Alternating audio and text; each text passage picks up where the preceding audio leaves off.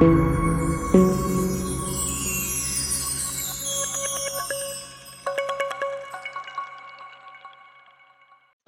let's get started. AWS always has the customer's best interest in mind, a term they like to call customer obsession. Part of obsession includes making it easy as possible to migrate your workloads over to AWS. And to aid in that process, AWS has a number of funding programs that provide customer free money to help offset that cost of the migration. However, not everyone knows about the programs, and even if they do, they don't necessarily understand all the ins and outs of how to apply the program to their projects. So today, we'll explain the program, we'll talk through the process of applying them for them so that you can take advantage of AWS funding to offset your migration costs. So we'll first start out by talking about why migrate to cloud. We'll talk about the benefits of moving to AWS or migrating to AWS in the first place. We'll talk about the funding programs themselves. We'll actually show some of the funding programs in real world examples. And then we'll talk a little bit about use cases of where we've done this before. My name is Judd Robbins. I am the co-founder of TekStream and EVP of the Consulting Services Division. 11 years with TekStream and 24 years working with large technology vendors like AWS. And I'm Troy Allen, VP of Cloud Services with TekStream. Like Judd, I've been with TekStream for 11 years. I'm working with enterprise solutions across a number of verticals since 1999.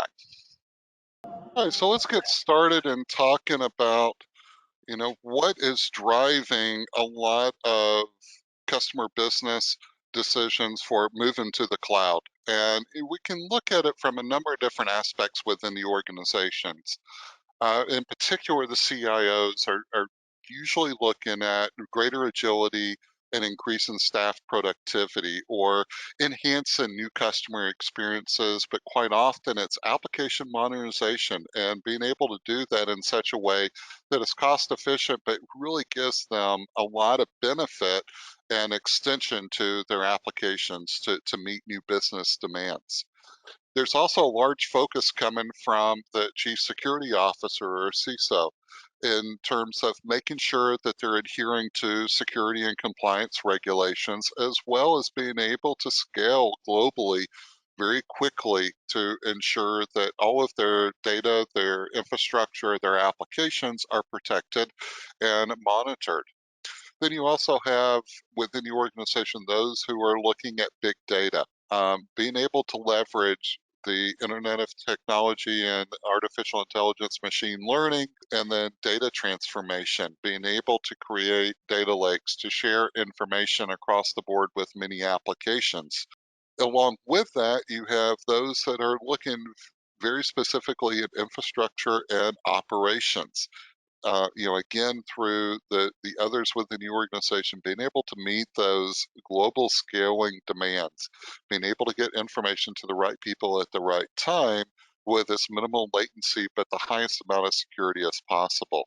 Whether it's maintaining digital contract, supply chain information, all of this detail needs to be readily accessible. And quite often, it's also being driven through IT vendor consolidation.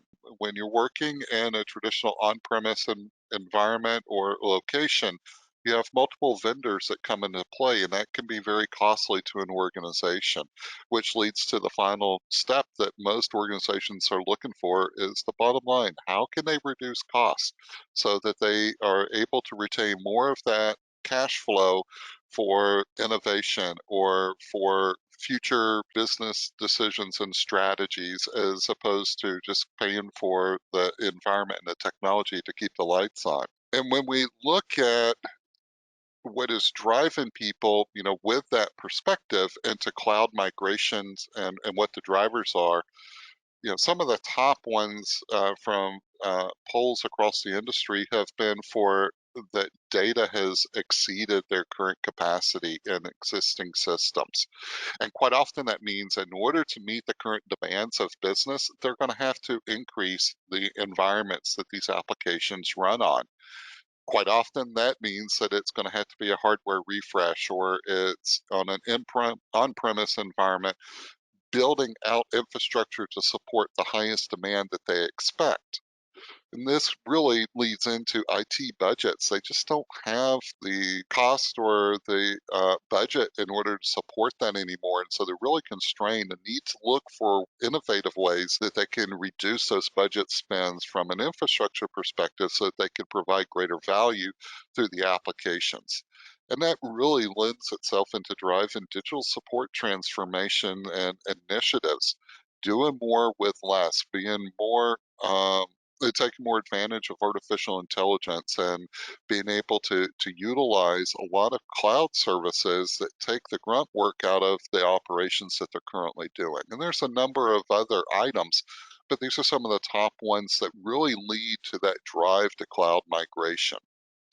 And when we think about the cloud migration, that could really take on a number of different aspects. And we typically tend to talk about the 5 Rs. And we'll walk through that very briefly.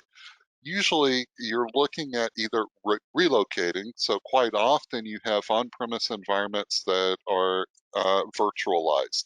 And that might just be moving them from one environment to another, where it's going on-premise into AWS and maintaining it on VMware cloud for your virtualized containers. Another very common approach is simply lifting and shifting. They want to move out the data center. They want to abstract out that cost and take advantage of what cloud has to offer simply by lifting the applications and all of the supporting infrastructure into the cloud. Quite often, though, people will take that to do what's called a replatform. So you might lift the bulk of it, but reshape elements of that so that you could take better advantage. A great example of that would be in terms of databases. So the applications might be a straight lift, but you might take advantage of the cloud delivered database environments that AWS provides. So taking a traditional Microsoft SQL or an Oracle database and moving that to either RDS for Microsoft SQL or RDS for Oracle, or even going with AWS's Aurora platform to help reduce costs. The next that we have is a repurchase. And again, we'll stick with that database example. Quite often, a lot of times people are looking to get out of the annual support fees and the existing contracts that they have for Oracle or Microsoft SQL. And this might be a great time to say, you know what, we can move those to Postgres or to another flavor of database, reduce that cost of the initial license and support fees, and really take advantage of the maturity of the database services that are offered in the cloud, get better performance quite often, and reduce the overall cost and drop those existing or outdated licenses. And then the last that quite often people look at is refactoring. It's old, it's antiquated, it needs to move, but in reality, to meet the business demands and the business requirements, it really need to recouple it. Take out these monolithic applications, break those down so you can take full advantage of container services or better app code development, and really be able to innovate on your solution um, development lifecycle and improve integration into other services and capabilities that are available through the cloud. So, your roadmap to moving into the cloud and migration modernization can take on a multitude of paths. And quite often, it takes a little bit of time to figure out what is the appropriate approach for you. And in addition to that, a lot of times people are thinking, why do I move to AWS versus other clouds? So let's take a look at what we see happening in the industry. As a comparative to Microsoft, you can expect a 2 time or better higher performance for Microsoft SQL servers running in AWS. There are a lot of SAP customers out there. There's over 5,000 that have moved to run an SAP on AWS. For VMware, a lot of organizations have experienced up to a 43% reduction in infrastructure costs by running their VM workloads on VM Cloud on AWS. And then Oracle, over 350,000 databases have been migrated to AWS, either running natively on EC2 or RDS for Oracle. And then lastly, you can reduce up to 70% of your infrastructure costs by moving mainframe applications into AWS environment. So, there's a lot of cost savings, a lot of performance opportunities by taking those traditional workloads, and even if it's just a lift and shift, being able to reap those benefits inside the AWS public cloud. Jed, I'll turn it over to you to talk about how AWS funding can be utilized and to help people with their migration efforts. Awesome. Thanks, Troy. So now that we know that migrating AWS is a good idea and the many options and technologies that you can use to get you there, let's talk about the various funding programs that AWS provides to help you along the way. These programs can range from fairly straightforward to semi-complex if you're new to the process, but we're going to use the next couple of minutes to demystify the various funding programs, apply them to real-world examples, and better frame how they work for your project.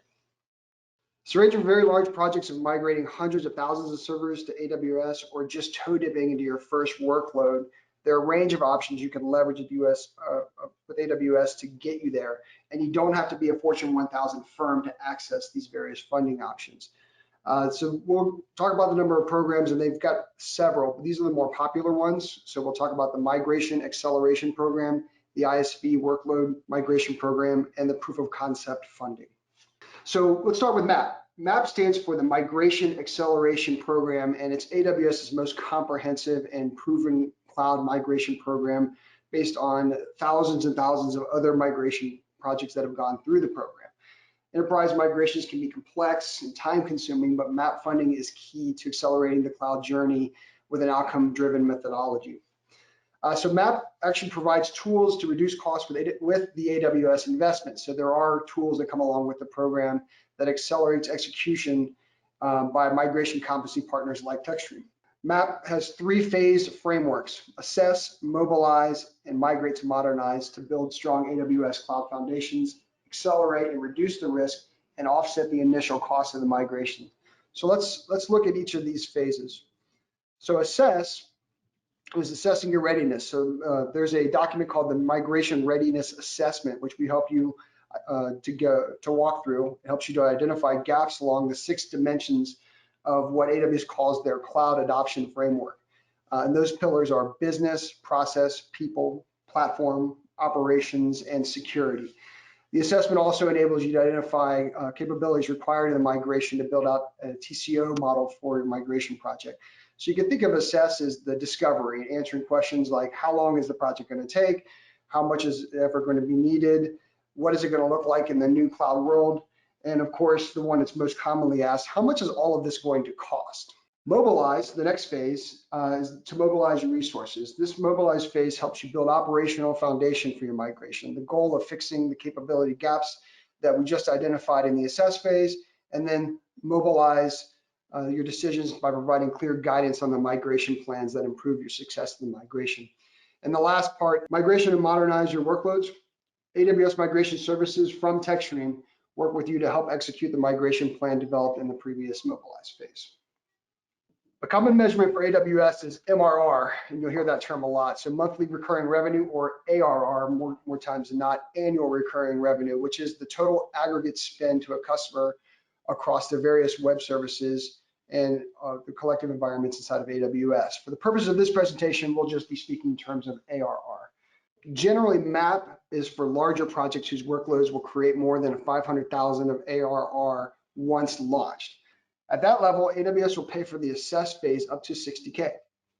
Again, generally used for discovery and design to answer TCO questions like how much is the effort going to take, how long is it going to take, what kind of people do I need, what is it going to look like, and of course, how much the whole thing costs. From there, AWS will match dollar for dollar the services cost to mobilize the migration, meaning if it was a 200K services statement of work, AWS would split the bill with the customer to offset the cost. They will split all the way up to 400K in cash. You can easily see the positive impact if your mobilize phase is 800K or more in implementation services. From there, customers can get up to 25% additional post-migration cash or credits. A good example, if you want to rehost a database, as Troy highlighted earlier in the presentation, the initial migration and then decide to refactor it into Aurora, which is a Postgres AWS web service. Last year, MAP was intended for large migrations, leaving small to medium-sized customers and workloads with no access to large funds. Obviously, AWS recognized that gap, so they formalized MAP Lite to address workloads between $250,000 to $500,000 of ARR. It follows a similar path as regular MAP, with $15K for assess, dollar for dollar matching for mobilize, and 15% cash and credit for the modernize phase. MAP also has another layer on top of for specialized workflows. Troy highlighted some of those earlier as well, but it's a scaling mechanism designed to accelerate migration and modernization of on-premise workloads to AWS in specific lists. So MAP specialization workloads are available for mainframe, for example, Windows, storage, VMware Cloud on AMS, SAP, databases, and Connect. So let's apply MAP funding to a real world example to help drive the point home. We'll start with the easiest example with MAP Lite, and then we'll build up to something a little bit more complex. Looking at this customer, a customer wants to refactor an application on AWS, including moving an Oracle database to AWS Aurora. Estimated AWS ARR is $350,000, and the estimated project implementation cost to migrate them there is $170,000, for a total estimated cost, both of subscription and services, of $520,000. That's the budget of the project. So in the assess phase, TekStream calculates the discovery would be about 3 weeks or cost $30,000. In MAP Lite, AWS will pay for 15K of that effort, so basically cutting it in half. TekStream performs a migration readiness assessment, or an MRA, and answers things like TCO, creates a business requirements document, a high-level technical architecture, and a project plan for the migration that outlines the tasks and costs for the migration, which would come to about 140 in this example. So the customer agrees to move forward with the project. From an implementation budget, we use the remaining 140 from the original 170. Remember, we used 30 for the assess phase. And we prepare the environment, set up the operating models, and start the migration. AWS will match dollar for dollar, so the customer will receive 70K in cash to offset the migration costs. For migrate and modernize, they get 15% of the 350K ARR, which is 52,500. We estimate of the 350K ARR, 175K is related to database, which they get an extra 25%, or 43,750, so combined for about 100,000 per year in the migrate and modernize phase. So if you add all of that, the savings is over 35% of the project cost funded by AWS through the MAP Lite program, which is pretty impressive. So let's look at the lens of a larger project, right? This is this is regular MAP. So TekStream, the customer wants to close 3 data centers by the end of the year, right? Something we hear a lot, but needs leadership alignment to fund the project. So an estimated AWS ARR of the migration out of the 3 data centers is about $2 million, and the estimated project implementation cost is about $960,000, with a total subscription and services cost of about $2,960,000, the total cost of the project. So in the same process, TekStream calculates the discovery would be about 6 weeks, and we'll use the full allotted amount of assess for a large MAP migration, which is $60,000. It's also worth noting that the customer does not have to move forward with the project after the assess phase. In this case, the assess phase would still be free with no charge to the customer, even if they don't move forward. So AWS is banking that 9 times out of 10, if we get through the assess, the TCO will be obvious and the customer will move forward. In this case, they did see the value with the assess and decided to move forward. The customer agrees to move forward with the project, and the implementation budget, we use the remaining $900,000 from the 960. Remember, we did 60 in the assess phase, and we use that to prepare the environment, set up the operating models, and start the migration. AWS will match this particular project dollar for dollar up to $400,000. So we'll use the maximum allotted amount as we hit our cap and receive the full funding.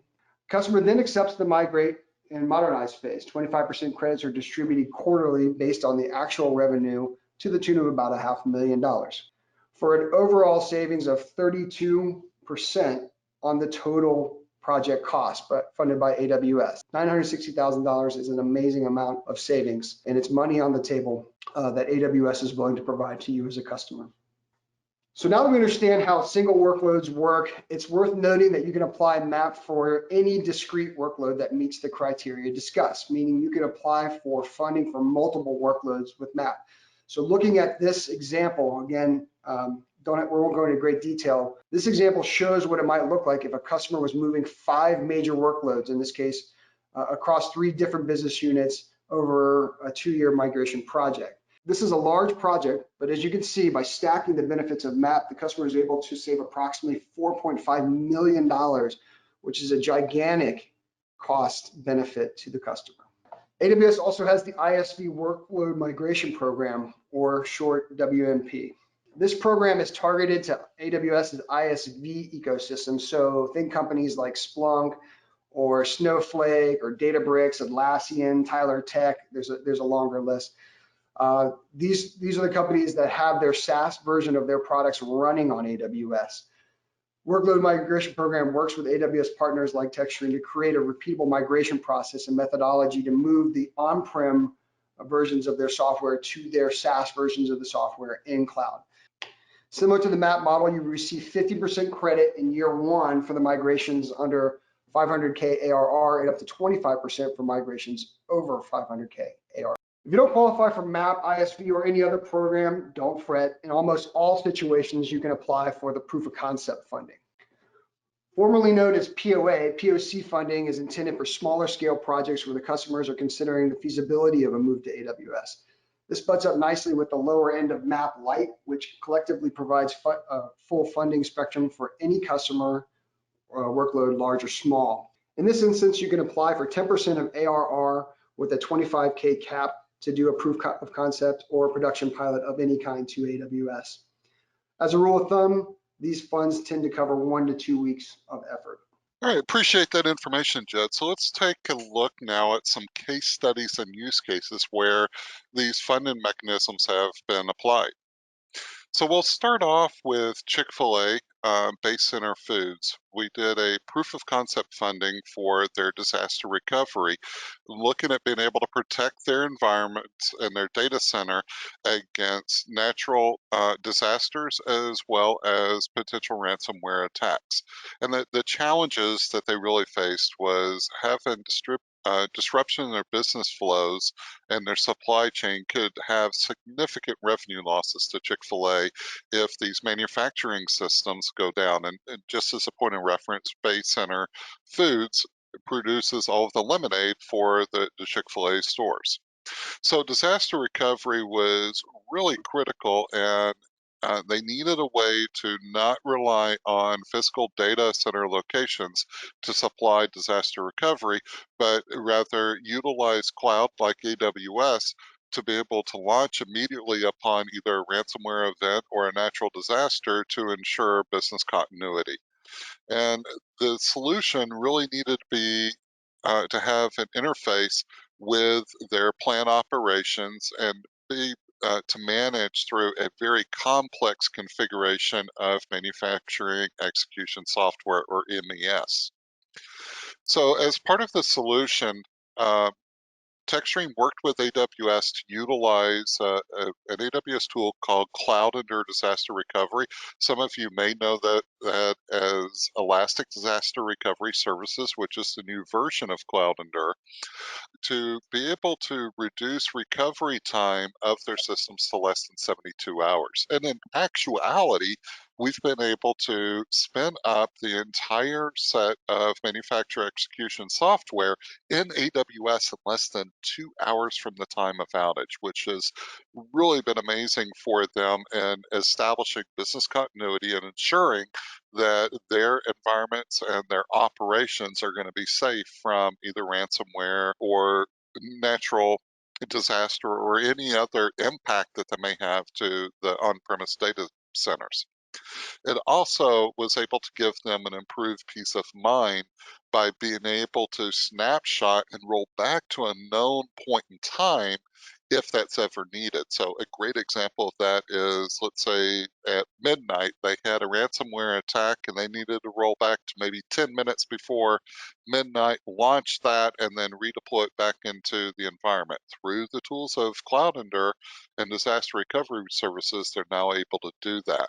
And so through the AWS funding, we were able to work with them to offset the cost of that implementation by $12,500. So it really made it affordable for them to verify that this was the appropriate approach and that they were going to meet all their objectives. And after seeing that, they were able to go live with it and have been very pleased with how the AWS services work and address their particular needs. Great, thanks, Troy. That's a great example of a map light project.